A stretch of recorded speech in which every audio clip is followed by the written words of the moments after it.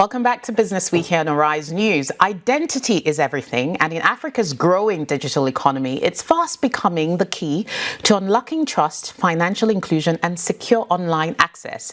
Yet over 350 million adults on the continent still lack formal education, formal identification, while businesses struggle to verify users in a region where fraud, informality, and fragmented data systems persist. What does this mean for the wider ecosystem of digital identity and economic scale? Joining me now is Ibifuro Apiafi-Halliday, Head of Account Management at Smile ID, to discuss this and other issues around the topic. So why is ID verification so crucial to Africa's digital economy? So ID verification is the foundation for the African digital economy. It is the entry point for most people to get into to get access to digital services. So if you look at at Smile ID, for instance, right, the work that we do is enabling people in markets where there are ID databases, and even in markets where they don't exist, we're able to identify them using physical identity documents to get them into the digital economy and get them access to services in the system. Yeah. Over 350 million Africans don't have ID.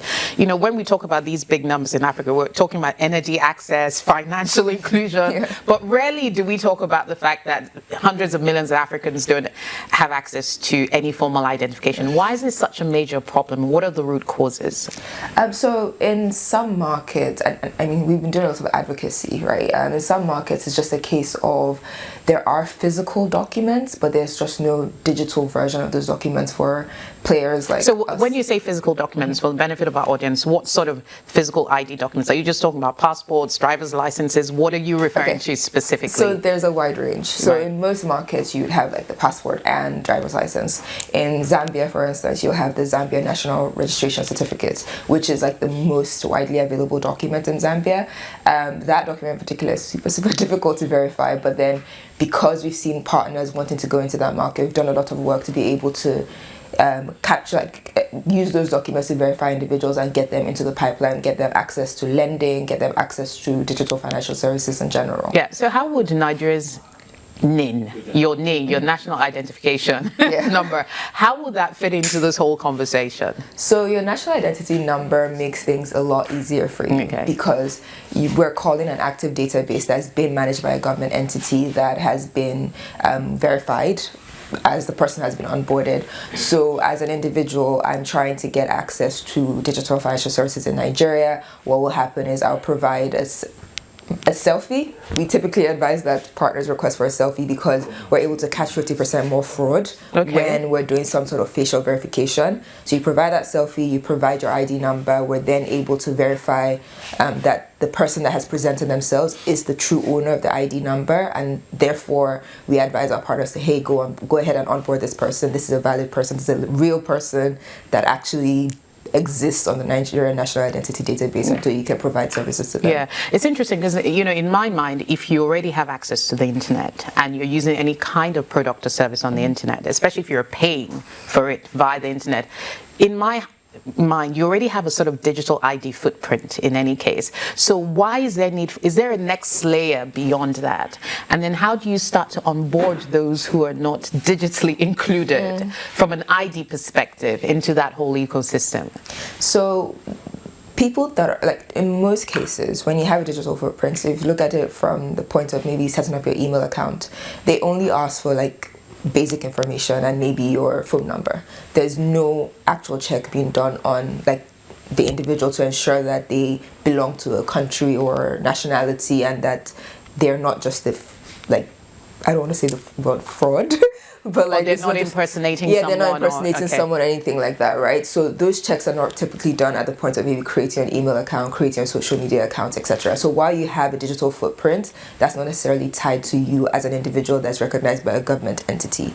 And so that is why when we then start talking about financial services and financial inclusion, it's super important to go back a step and make sure that we are going back to the government databases or going back to the government issued documents to confirm the identity of these individuals before they get into the system. So we're protecting the financial stability of the different ecosystems. Yeah. So, I mean, you do business across different African markets. Yeah. Which markets are really the sort of poster child of digital ID systems, and what are they doing really, really well? And how is that benefiting the economy and the whole digital economy? I would say the poster children. Okay, there are many. Yeah, there are quite a few. Would be Nigeria, South Africa, Kenya. We're starting to see traction like Cote d'Ivoire, Zimbabwe, and a couple of other markets, but definitely Nigeria, Kenya, South Can you tell Africa. us anything about a bit of those markets outside Nigeria? What are some of the idiosyncrasies or characteristics of digital ID systems there? Yeah, so in Cote d'Ivoire, for instance, there's a national identity database, but then we're not able to, in some cases, you can't do photos. They don't really exist. I think in the markets outside of Nigeria, South Africa, Kenya, there's still a lot of work being done to build out the digital identity systems, right? They have physical documents that you can typically onboard people with, so we have a workaround that we can get people into the system with those physical documents, but then it's then tying that to digital identity that can be replicated similar to like the NIN or BVN, and then you can easily map a person's like footprint in the digital space. So they're doing a lot of work. I think most of the governments are actively engaging. There's the ID for Africa Forum where these government officials from the different markets are actively engaging and trying to learn from Nigeria, South Africa, Kenya, and understand the things that they have done to get to where they are, and maybe like mistakes that they made along the way to ensure that they don't fall into those same pitfalls. But there's still quite a bit of work to be done. Yeah. You know, so when it comes to the digital world, we often worry about fraud, cybersecurity, but there's another concern which perhaps people don't often think about, and maybe this is something that's sort of inspired by our exposure to movies, where you feel that if the government has access to all this information, then it's a potential risk to you and your footprint.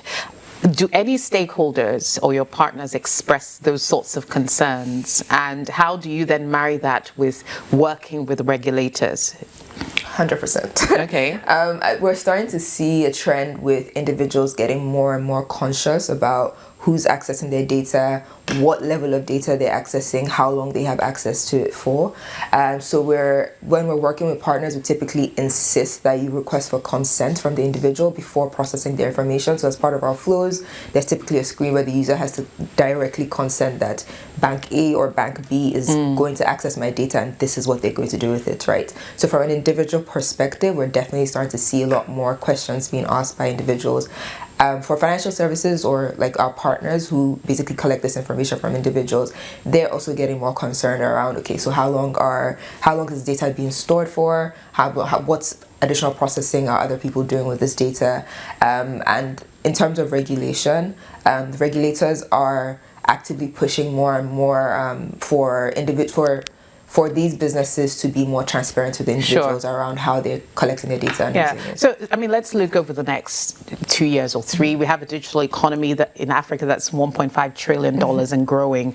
What is the next phase of the digital ID space in Africa? Is it universal rails, blockchain, self-sovereign ID? You know, what is Smile ID excited about? Like, what are we working on? I mean, so at Smile ID, we recently got into a partnership with MasterCard. That partnership is going to enable us accelerate access to digital identity, and the reason why that's important is because we're building the digital identity rails. MasterCard has the existing ecosystem reach across Africa, and so we can essentially go together into the different markets. We bring the technology to ensure that individuals are able to present themselves and prove that they are who they say they are.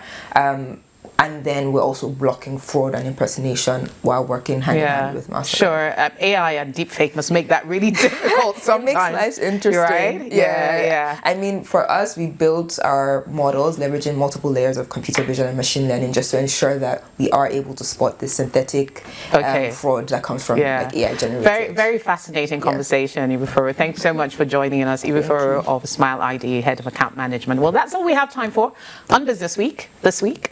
I'm Rolake Akinkugbe Filani. Let's continue the conversation on X. Do have a lovely rest of the weekend. See you soon.